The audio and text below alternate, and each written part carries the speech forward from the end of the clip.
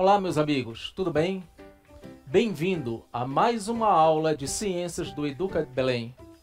Tá? Espero que estejam todos bem, na graça de Deus, né? Eu sou o professor João Lindice, de Ciências, e vamos trabalhar o ciclo 3, sexto, sétimo ano e a terceira etapa da EJA, gente. Vamos trabalhar hoje máquinas simples. O que são máquinas simples? Para que elas servem? Como é que elas se desenvolveram? Qual é a utilidade delas no nosso dia a dia? Então você vai ver que é uma coisa bem simples, o nome está dizendo é uma máquina simples, mas que é muito útil para o nosso dia a dia, para o nosso cotidiano. Acompanhe comigo nesse slide aqui, por favor. Tá? Então vamos lá, máquinas simples aí para vocês, veja já algumas atividades no nosso dia a dia. Continuando aí o slide, a gente vai estar trabalhando a importância da máquina simples para a humanidade, como surgiram e para que serve, ou seja, para facilitar o nosso trabalho, nossas pequenas atividades. Essa é a função das máquinas simples. As competências e habilidades perante a BNCC, né, e a gente tem que lembrar para que elas servem as invenções, a realização de tarefas mecânicas no nosso dia a dia, o diferente tipo de combustível usado nesses materiais, tá? E discutir e avaliar as mudanças econômicas, culturais e sociais na vida cotidiana que essas máquinas trouxeram para a gente. Voltando aqui para mim, você lembra que eu falei que máquinas simples servem para você usá-la no seu dia a dia? Você vai usar máquinas simples no seu dia a dia. Como? O que é uma máquina simples? Será que tem outro tipo de máquina? Com certeza. Acompanhe aí comigo no slide. O que é máquina primeiro? São dispositivos que utilizam a energia e trabalho para atingir um objetivo pré-determinado, ou seja, eu quero fazer alguma coisa, eu vou utilizar um dispositivo, vou utilizar um instrumento. Na física, qualquer dispositivo que muda o sentido de uma intensidade ou uma força é considerado uma máquina. E aí, gente, olha esse slide aí. Veja a diferença entre máquinas simples e máquinas complexas. Máquinas simples são aquelas usadas em tarefas simples do seu dia a dia.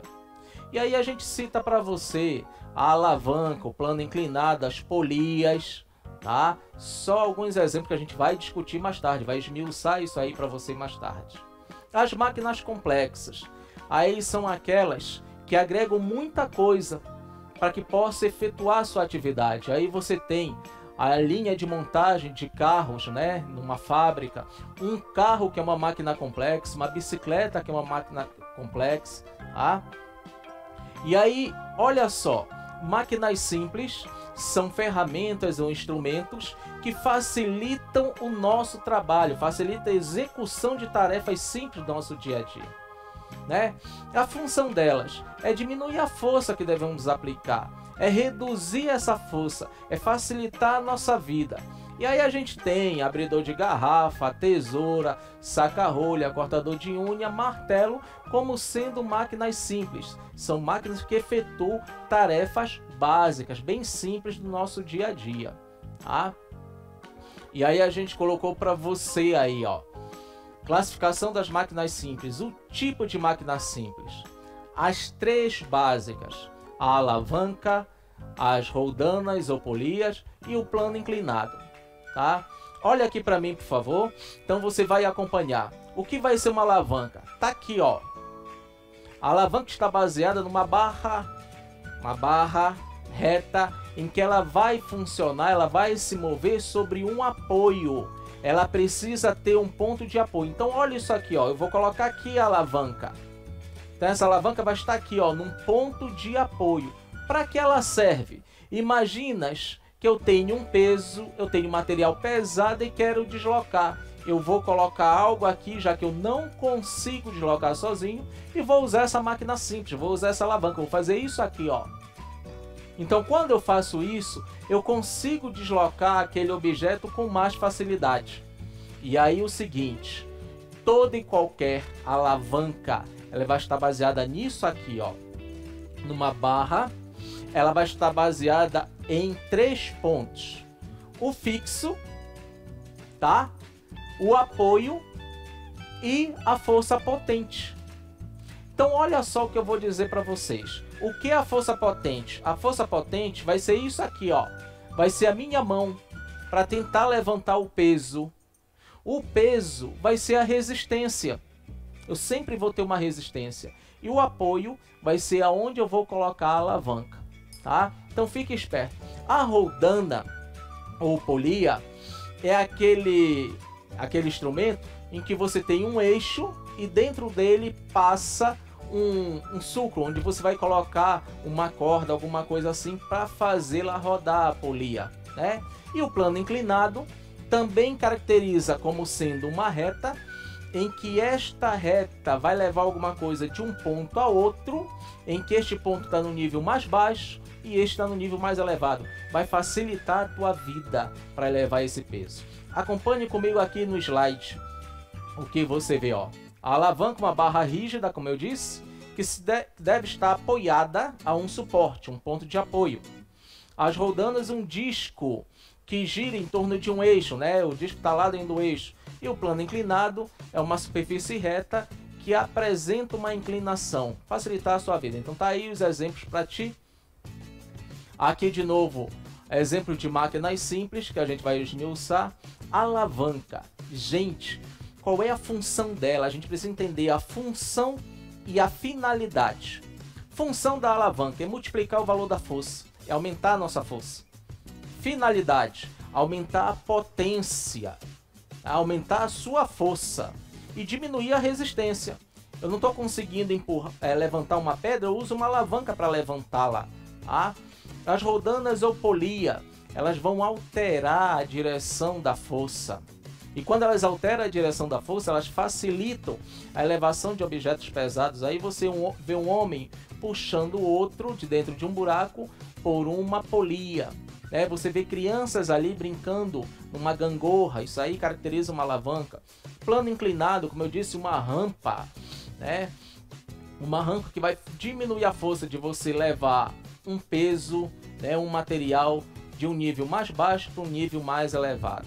E a roda, como todo mundo conhece, serve para deslocar cargas muito pesadas, aqueles carrinhos que tem no supermercado, em que você coloca o seu material sobre ele e sai empurrando, né? A finalidade disto é reduzir a força de atrito. Então olha aí pra gente, exemplo de máquinas simples, né? Em que a gente vai ter o carrinho de mão, uma pessoa levantando um peso com uma alavanca e a gangorra com uma alavanca. O plano inclinado está aí, uma pessoa querendo colocar uma geladeira, né, sobre um carro através de uma rampa. E as polias ou roldanas. Dá uma olhadinha nesse rapaz que está tentando levantar o piano. Provavelmente aquele piano extremamente pesado, mas ele usou uma roldana para diminuir isso daí, diminuir a resistência, né? E aí a questão é o seguinte: quanto mais roldanas você utilizar, melhor. Porque quanto mais roldanas tiver, mais fácil vai ser você deslocar esse corpo. Nas academias que a gente colocou aí, o cara fazendo uma ginástica,zinha, né? Utilizando a roldana para levantar o peso da academia. E aí, olha aqui para mim, por favor. O que a gente vai ter? Existia um cara chamado Arquimedes, um filósofo. E olha só, um filósofo lá da antiguidade. E que ele disse o seguinte: me dei uma barra fixa e me dei um apoio e eu desloco o mundo. Égua, cara, que ideia foi essa? Foram duas ideias que ele teve. Dessa barra fixa, para ele deslocar um peso, e do parafuso, que a gente vai ouvir falar, parafuso de Arquimedes. Então esse cara, o Arquimedes, ele tem uma jogada espetacular. A partir daí, as pessoas começaram a pensar: se eu tiver uma barra fixa, se eu colocá-la num apoio e potencializar isso aqui, eu consigo deslocar um peso. Essa é a ideia da alavanca. Voltando para cá para o nosso slide, você vai ver um homem que ele tem uma alavanca para deslocar uma pedra. Isso lá na antiguidade, né? Você vê o abridor de garrafas como sendo uma alavanca, né? Um alicate, um taco de beisebol, uma gangorra, uma escavadeira, um carrinho de mão, carrinho de carga. Tudo isso daí são alavancas e a gente vai classificá-las uma a uma. Tá? Então, a gente precisa classificar aí, tem 3 tipos de alavanca. Alavanca interfixa, alavanca interresistente e alavanca interpotente, tá? Veja aí o exemplo, alavanca interfixa, o pé de cabra, alavanca interresistente, o carrinho de mão, e alavanca interpotente, a vassoura. Meus amigos, o que determina dela ser interfixa? O que determina dela ser interresistente? O que determina dela ser interpotente? Olha aqui para mim, vamos tentar esmiuçar isso daí para você. Tá aqui uma alavanca, tá aqui uma barra. A alavanca ela vai ter 3 pontos: a resistência, o apoio e a potência. A potência é a força que você faz. A resistência é o peso que você quer levantar. E o apoio é aonde você vai colocar esta alavanca, tá? Então preste atenção para mim. Vamos ao primeiro exemplo que ele colocou aí, que é a interfixa.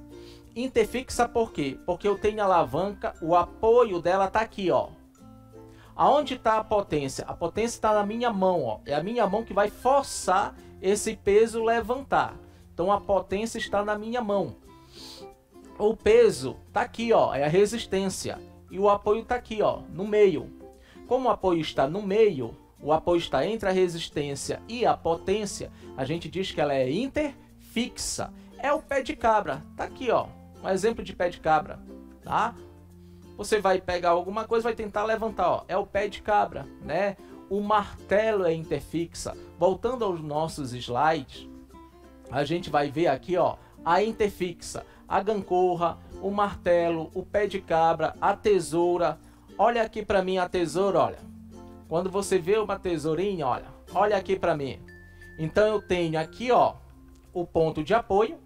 Aqui eu tenho a potência, que é a minha mão, e aqui a resistência, é aonde eu vou tracionar, é aonde eu vou querer cortar, tá? Então a tesoura nada mais é do que uma alavanca. O martelo é uma alavanca. O nosso pé de cabra é uma alavanca. Então isso aqui são alavancas interfixa, porque o ponto central é o apoio. Voltemos aos nossos slides e a gente vai olhar o próximo tipo de alavanca, a interresistente. A interresistente, a ideia é o seguinte: o meu apoio ele vai estar na ponta. A potência continua do outro lado do apoio. E a resistência vai estar no meio. Quem vai estar no meio é a resistência. Olha aí, por favor, que tu vais verificar que nós temos aqui, ó, o quebra-nozes. Veja que o apoio está aqui na ponta, a potência aqui do outro lado. E o nós, né, é onde você vai fazer a resistência, ele está no meio dos dois. Então quem está no meio é que dá o nome. Então aqui é uma alavanca interresistente. O carrinho de mão, a mesma coisa. O apoio está aqui embaixo, ó. A potência é você carregando o carrinho de mão pelas alças. E a resistência, o peso está todo aqui no meio, ó. Então se está no meio, é a alavanca interresistente. E aí a gente tem o carrinho de mão, o abridor de garrafa, o quebra-nozes, tá? A interpotente, olha aqui para mim. A interpotente, gente, é o terceiro tipo de alavanca. É talvez o mais simples que a gente tem, tá? Dá uma olhadinha nisso aqui, ó. Aquele pegador de salada que você tem lá na sua casa. Então, se você olhar, o ponto de apoio, aqui, ó. Esse é o ponto de apoio. Bem aqui é onde eu vou colocar a potência, ó. Tá vendo como minha mão traciona aqui, ó, a potência. E aqui é o peso que eu vou querer carregar, é a minha resistência, ó. Veja aqui, ó. A minha resistência ficou nessa outra extremidade, ó. Então eu tenho resistência aqui, ó, onde tem esse bonequinho. Ponto de apoio bem aqui, ó. E a potência que eu faço é aqui no meio dessa máquina simples. Como a potência é aqui no meio da máquina simples, eu chamo de interpotente, porque a potência está no meio. É igual a índice. Isso aqui é uma alavanca interpotente? Sim, você tem na sua casa. Um pegador de salada, um pegador de churrasco, ou o mais simples dele, uma pinça. Aquela pinça que a sua mãe tira a sobrancelha, aquela pinça que você usa, né, para tirar aquele pelo encravado. Então isso aqui é uma pinça, é uma alavanca interpotente. Então só para recapitular, nós temos 3 tipos de alavanca: a interfixa, em que o que está no meio é o apoio, tá?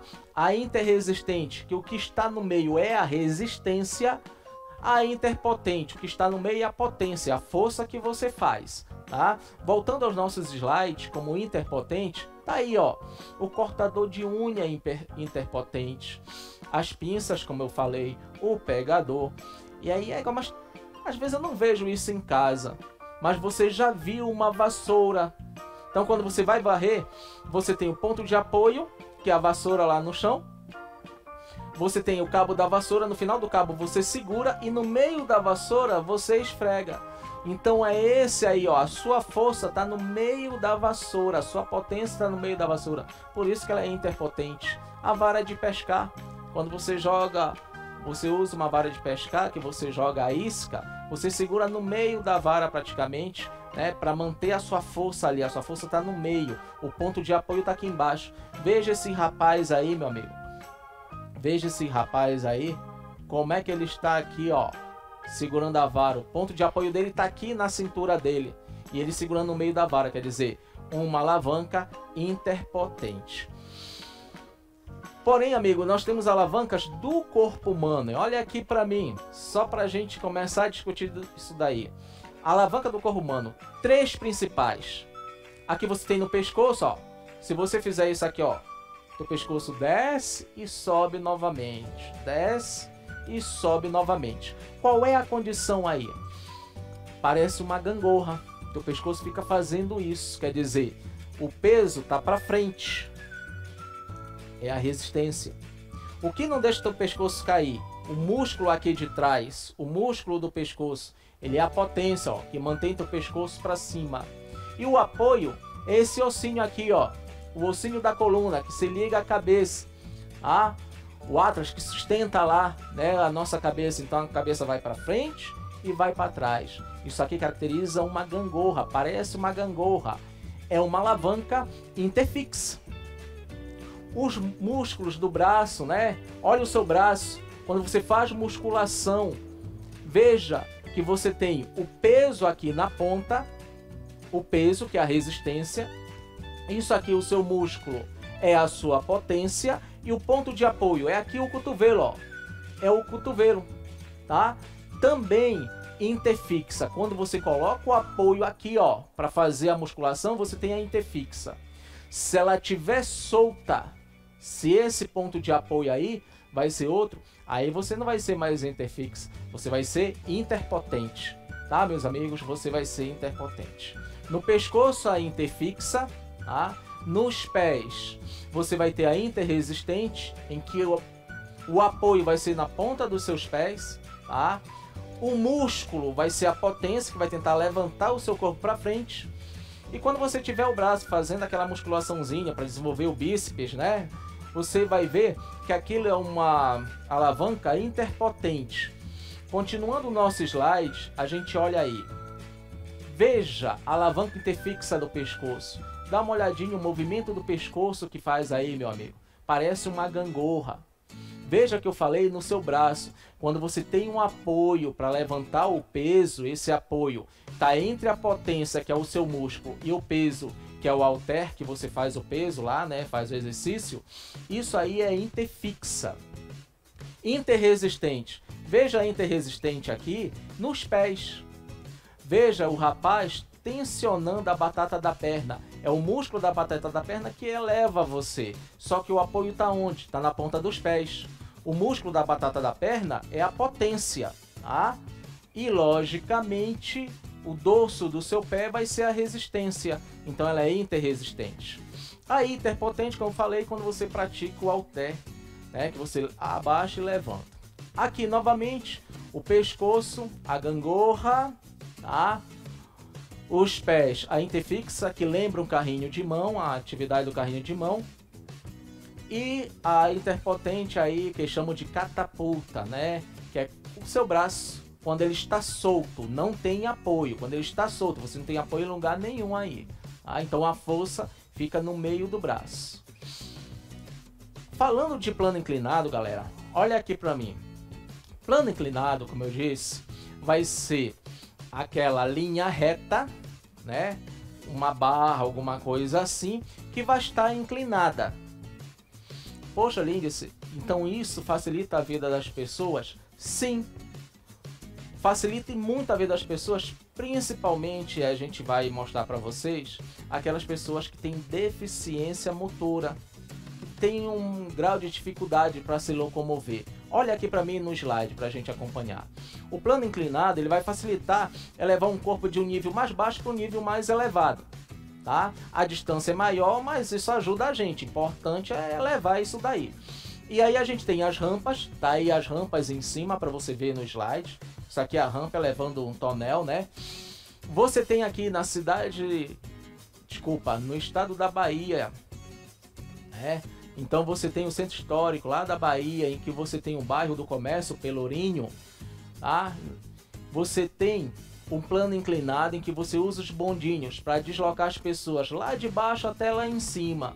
Então é um plano inclinado aí. E como eu disse, a gente não deixa de falar na principal importância dos planos inclinados, né?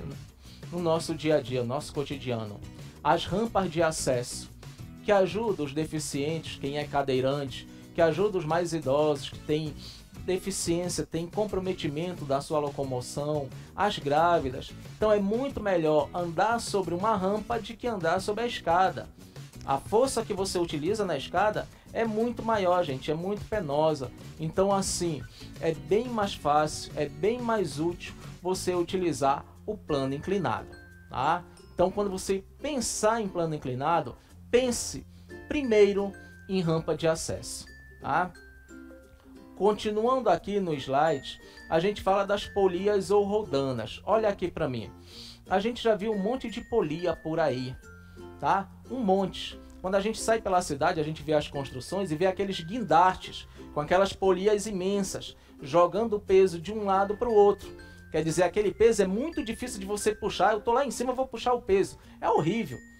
Então, para diminuir aquele peso, né, a massa daquele objeto, que é extremamente grande e força a sua coluna, vai lhe prejudicar, a gente usa a polia. Passa uma corda pela polia, coloca essa polia no eixo e começa a puxar. Em vez de eu puxar de baixo para cima, forçando a minha coluna, eu puxo de cima para baixo.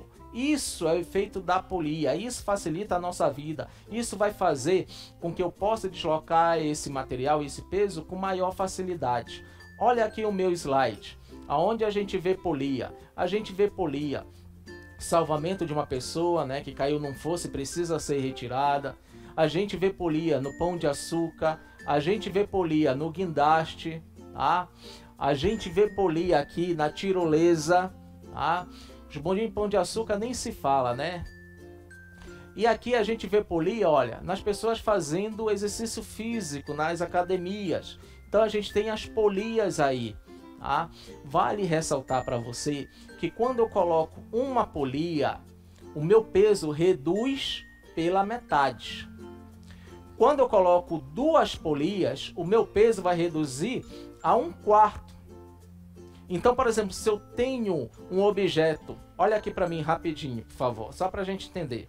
Se eu tenho um objeto em que a massa dele é 10 quilos e pela gravidade o peso dele é 100 newtons, quando eu usar uma polia, né, para levantar esse objeto, vou estar puxando 50 newtons, vou estar tracionando 50. A polia reduz o peso pela metade. Se eu tiver duas polias, em vez de puxar 50, eu vou puxar 25. Então, quanto mais polias eu tiver, melhor para facilitar o deslocamento deste peso, desse material. Tudo bem? Olha aí o slide para a gente, por favor. E aí a gente chega em roda ou eixo. Tá? A roda ou eixo, cara, quando se descobriu a roda e depois que você começou a utilizar esse eixo aí, né, entre duas rodas, você vai facilitar o deslocamento. Facilitando o deslocamento como, Lindy? Se eu vou facilitar o deslocamento reduzindo o atrito, reduzindo a resistência. Eu não vou empurrar algo. Por exemplo, eu tenho um bloco, eu tenho uma mala para empurrar. Imagina você empurrando uma mala. você se cansa com muita facilidade. Então o que é mais fácil? Colocar rodinhas na mala, algumas rodas que tem eixo, empurrar essa mala sobre um carrinho, né? Empurrar essa mala sobre um carrinho. Então o eixo reduz o atrito, controla a direção e o movimento, né? Aumenta a força giratória, controla a direção. Vocês já ouviram falar de barra de direção dos carros, né? Então, quando a gente tem o eixo, olha os eixos aí do carro lá em cima, olha aqui para mim rapidinho. Quando eu digo que o eixo controla a direção e o movimento, qual é a condição? Eu estou aqui no meu carro, eu tenho a barra de direção e aqui está o eixo, ó. De um lado e o outro tem a roda. Então eu giro para um lado, eu vou para a esquerda, eu quero ir para a direita, eu vou para a direita. Então a roda e o eixo, ela controla a direção e o movimento. Lembre que seu pai e sua mãe, vê se você lembra, já foram tirar uma vez a carteira de habilitação. E quando elas foram tirar a carteira de habilitação, existe um exame ainda chamado de baliza, que é saber estacionar o carro. Então, olha, vira para a direita, vira para a esquerda. Quem faz isso? É o eixo do carro, né? O eixo e a roda dos carrinhos. Então, o cara tem que saber ter esse direcionamento para que ele possa estacionar o carro. Senão, ele comete um erro e não consegue tirar sua carteira de habilitação. Voltemos ao nosso slide. Como eixo e roda, nós temos aí a roda gigante, tá? Bicicleta, trem, os pinos rolantes. E aí a função deles: aumentar a força giratória, diminuir o esforço, facilitar o deslocamento do objeto, multiplicar as forças como qualquer máquina simples. A ideia é sempre multiplicar as forças, diminuir o deslizamento sobre o movimento. Para mim, a gente colocou aí nesse slide para vocês, que não precisa a gente lembrar agora o slide, não precisa ver, a gente precisa lembrar a roda gigante e aqueles rolos, né, usado para fazer massa de pizza. Então a roda gigante, ela tem um aro e tem um eixo no meio que faz ela girar. Isso facilita a vida, né, da roda gigante. A gente tem os rolos, os pinos rolantes. Esses pinos rolantes que hoje em dia estão quase extintos, né, porque nós temos maquinários mais complexos que pega uma massa, bate a massa, mexe, homogeneiza essa massa, né, até no momento que ela já sai pronta para fazer a pizza. Mas antes nós tínhamos os rolos, os pinos rolantes. Então você pegava a massa, jogava a massa em cima da mesa e passava aquele rolo para que você pudesse esticar a massa. Isso é um exemplo de eixo e roda. Você passa o rolo sobre a massa para que essa massa estique, para que essa massa fique mais molinha, mais macia, tá? Então voltemos aqui ao nosso slide e a gente mostra para você mais um tipo de máquina simples, o parafuso, tá? E aí a gente tem o parafuso, que nada mais é do que um plano inclinado, só que ele apresenta ranhura inclinada em sua superfície. Aí a gente tem parafuso, ferrolhos e o parafuso de Arquimedes. Olha aqui para mim, por favor, dois parafusos que eu quero mostrar para vocês. Aqui, ó, um parafuso, né, normal, que a gente utiliza em nossa casa. Se você pegar um parafuso na sua casa, você vai ver que tem umas ranhuras inclinadas, e isso facilita quando você vai parafusar aquilo ali, ó. É diferente do prego, que não tem essas ranhuras.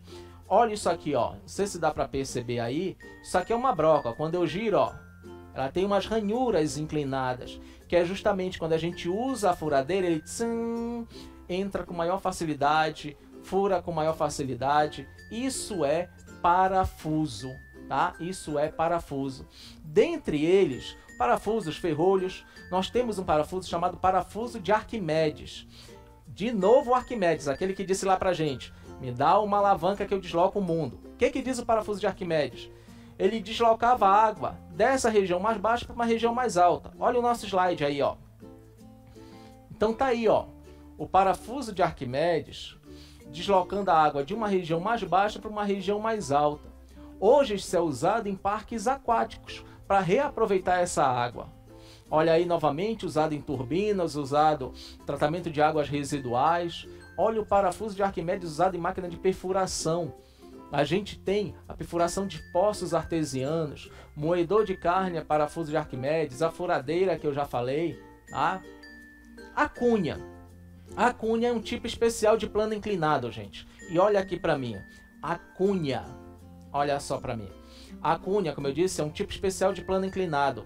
E ela vai ter 2 planos, um de cada lado. Para que isso? Para facilitar na hora dela cortar, na hora dela potencializar a força. Olha o nosso slide aí da cunha. Então você tem como cunha o machado, né, a cunha propriamente dita, o formão, aquele instrumento que usa para fabricar móveis. As facas são cunhas que você afia, elas são plano inclinado de um lado e de outro, tá? Então isso aí é cunha, é um caso específico de plano inclinado.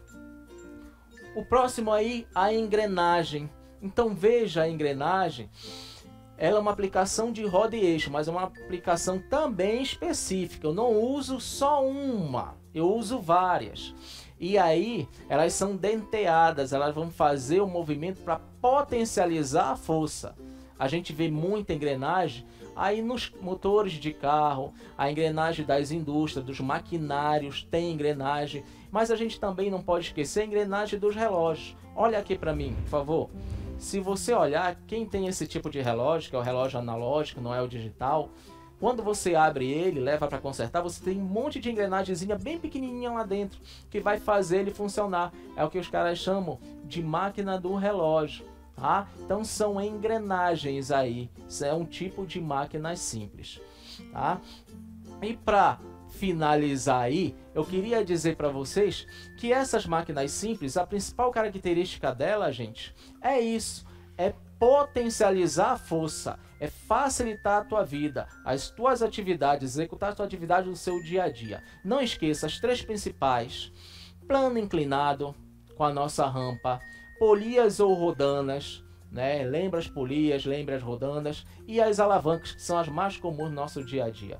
Então era isso que eu tinha para falar com vocês. Meu muito obrigado pela atenção. Fique com Deus. Um abraço aos meus alunos do ciclo C3, da EJA, aos meus coordenadores, ao amigo que ajudaram aqui, o pessoal lá da Baía do Sol e do Sucuri Juquara. Fique com Deus e até a próxima, gente. Um abraço.